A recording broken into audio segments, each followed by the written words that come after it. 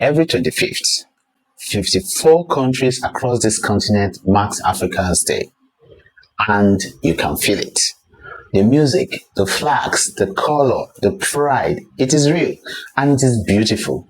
But here's what many people do not talk about on this day. For hundreds of millions of people across Africa, the biggest problem they face every single day is not about politics or elections. It is more basic than that. Will there be water when I turn on the tap? Is there a clean and safe toilet nearby? Will the electricity stay on long enough for a child to study tonight? These are not complicated questions, but they are the questions that decide whether a family's life is stable or whether every single day feels like a battle just to get by. So today, we are not going to choose between celebrating Africa and being honest about Africa. We are going to do both because Africa deserves honesty, not just a party.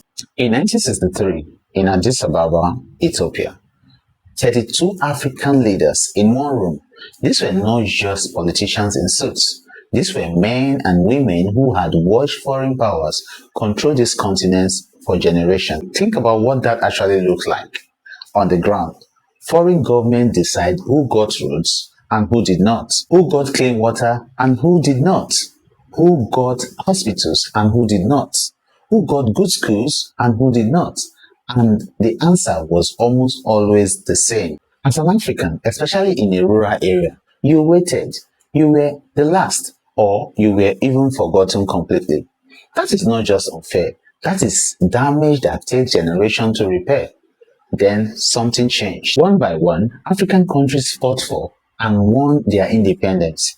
New flags, new government, African people are finally in charge of their own countries. On this day, May 25th, in 1963, those 32 leaders sat together in one room and made a promise.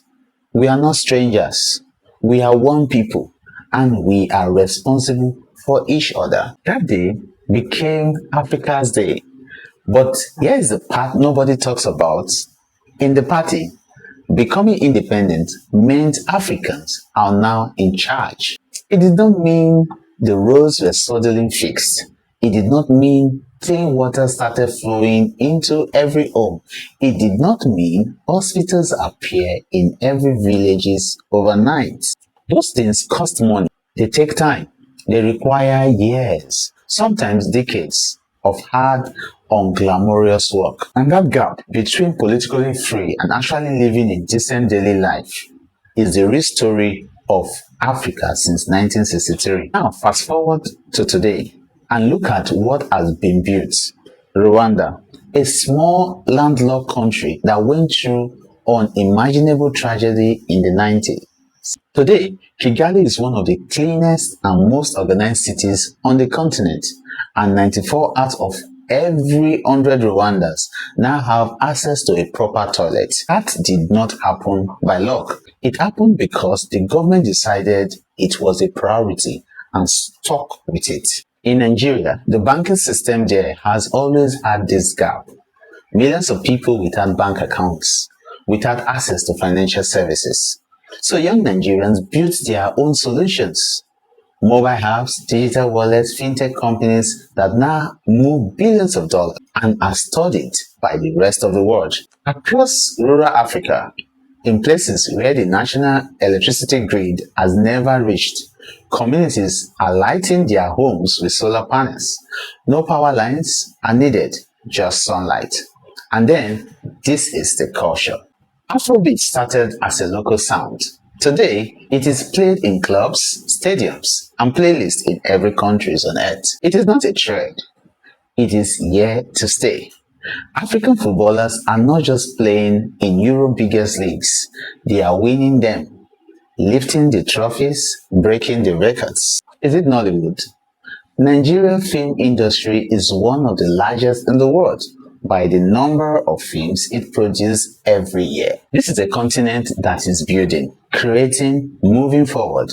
But there is one thing you must understand about all this. Most of this progress happened not just because everything was working smoothly. It happened because people found clever ways to survive and succeed even when the system around them were broken. Think about that for a second. If Africans can build all of this with broken system, imagine what becomes possible when the system actually works properly. But there's always a but, and this one is important. Here's the honest truth that often gets left out by African Day speeches. Right now, more than 400 million people on this continent do not have access to even basic drinking water. Not because Africa does not have water. Africa has plenty of water. The problem is that the pipes, the pumps, the storage system, the treatment plants, the infrastructure that gets clean water into people's home has not been fully built, or it has broken down and has not been fixed, or the money to maintain it simply was not there. And water is just one example. Almost 800 million people across Africa do not have access to basic sanitation. That means no proper toilets, no safe way to deal with human waste, which leads directly to disease.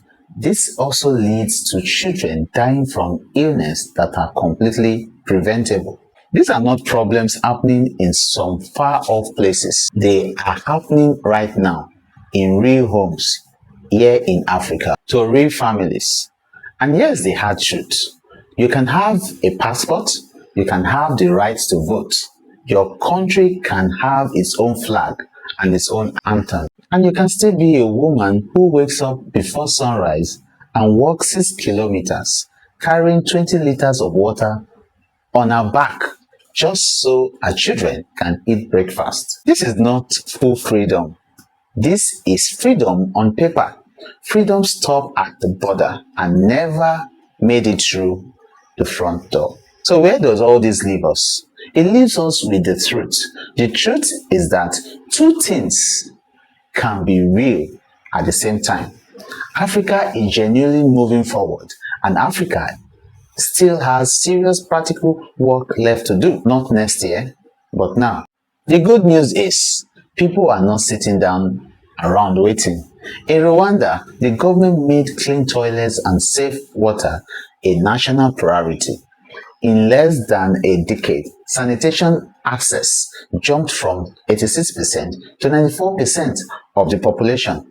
That is millions of people whose daily life changed because someone decided it mattered. Across East Africa, solar-powered water pumps are being installed in villages where women used to wake up at 4 in the morning just to get to the water source first. Across Nigeria and other parts of West Africa, ordinary people, not government, not big organizations, are building community water systems that reach the places nobody else is reaching. This is real. It is happening right now, but it needs more resources, more investment, more people who treat water and sanitation not as charity, but as the basic right that it is. Because progress is not only about what you can see on a city skyline, it is also about what you can no longer see. The child who is not sick this week because the water is finally clean.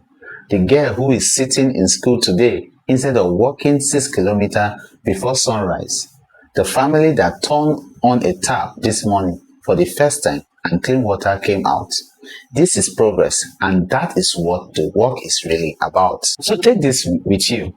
Africa Day is not just a party, it is a mirror. Every year, it holds up a mirror to every generation and asks the same question. What are you going to do with what was handed to you? The leaders of 1963 handed the next generation a continent with a fighting chance.